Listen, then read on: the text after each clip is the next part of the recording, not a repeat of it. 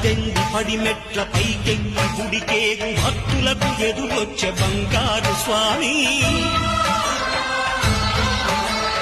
ఇరుముడులు స్పృశించి శుభమును దీవించి జన బృందముల చేర జగమేలు స్వామి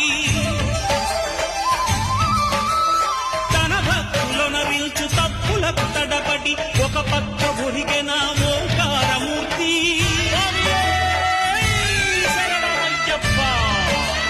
స్వాములందరూ తనకు సాయము కాగా ధీమంతుడై లేచే ఆ కన్య స్వామి